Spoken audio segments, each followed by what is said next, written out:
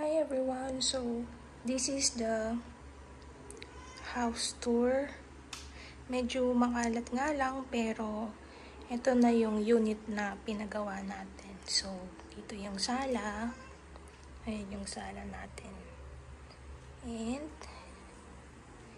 ito yung ating kitchen. Medyo makalat siya guys. Pero okay na siya. And ito yung pinto. Pinalipatan namin yung pinto. Dito siya sa harap dati. And let's go upstairs.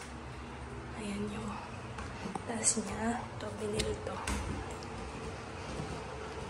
Ayan yung mga rooms. So we have here chandelier. And stairs.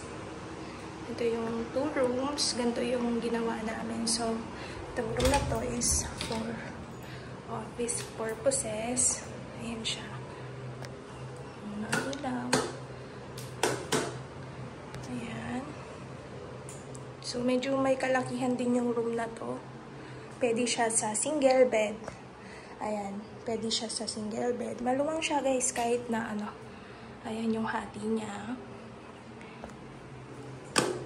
And then next, we have our main room. Medyo makalat din po. Pero, ito pakita ko sa inyo. Ayan. So, ayan siya. Tapos, meron din siya dito. Hindi ko pwede pakita yung work ko. Ayan siya.